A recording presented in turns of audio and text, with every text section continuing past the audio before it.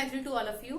आज का हमारा फर्स्ट टॉपिक होने वाला है इलेक्ट्रोमैग्नेट। जैसा कि हमारी प्रीवियस वीडियो के अंदर हम लोगों ने बार मैग्नेट को डिस्कस किया था कि बार मैग्नेट वो सब्सटेंस है जो किसी भी एलॉय या मेटल को अपनी तरफ अट्रैक्ट करने की टेंडेंसी रखता है, नंबर 1 पॉइंट।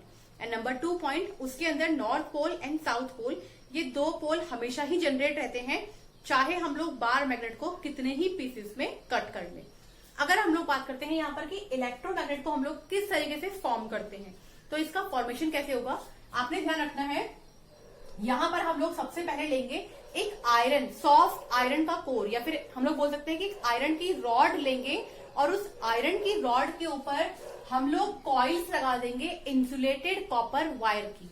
इस इंसुलेटेड कॉपर वायर को हम लोग कनेक्ट करेंगे देन बैटरीज के साथ, जहां पर ये बड़ी लाइन शो करेगी पॉजिटिव टर्मिनल को और ये छोटी लाइन शो करेगी नेगेटिव टर्मिनल को। साथ में हम लोग लगा देंगे यहाँ पर कीज, जिन कीज को हम लोग मूव कराने के बाद इलेक्ट्रिसिटी को जनरेट करेंगे इस सॉफ्ट आयरन कोर में से। और जब ये सॉफ्ट आयरन कोर से इलेक्ट्रिसिटी जनरेट होगी तो ये अपने आसपास में एक फील्ड जनरेट करेगी, जिस फील्ड के अंदर आने के बाद कोई भी एक मेटल अट्रैक्शन फील करेगी और ये बिहेव करने लग जाएगा एज अ मैग्नेट। तो क्योंकि यहाँ पर मैग्नेटिज्म हमने जनरेट किया है by the help of electricity, इसीलिए हम लोग इसको नाम दे देते हैं इलेक्ट्रोमैग्नेट।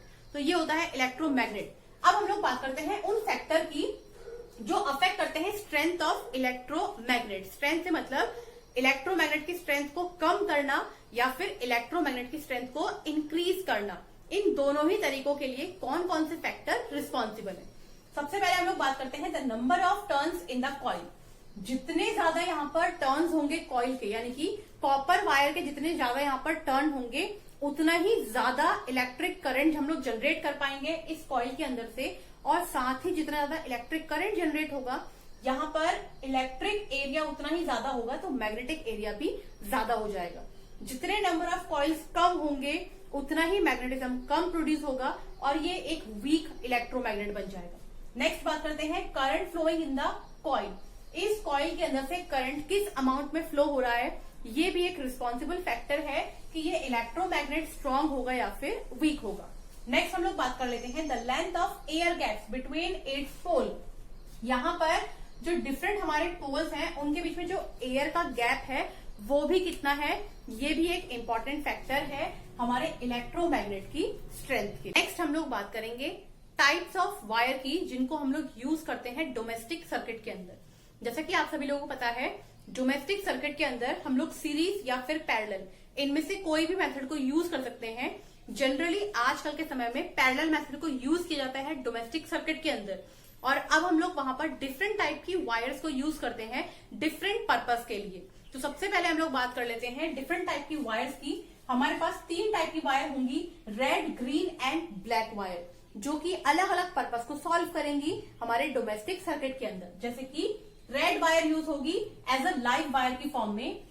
ग्रीन वायर की अगर हम लोग बात करते हैं तो वो अर्थ वायर की फॉर्म में यूज होगी। और अगर बात करते हैं ब्लैक वायर की तो वो न्यूट्रल वायर है, वो न्यूट्रलिटी को जनरेट करके रहती है हमारे इलेक्ट्रिक सर्किट के अंदर।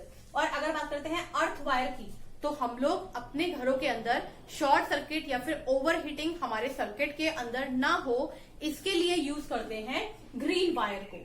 अब जब हम लोग यहाँ पर डिफरेंट टाइप की वायर को यूज कर रहे हैं तो हम लोग ऐसा इंस्ट्रूमेंट भी यूज करेंगे जिससे शॉर्ट सर्किट या फिर ओवर हीटिंग की वजह से हमारे घर का जो इलेक्ट्रिक सर्किट है उसके ऊपर इफेक्ट ना पड़े, तो उसको हम लोग बोलते हैं इलेक्ट्रिक फ्यूज।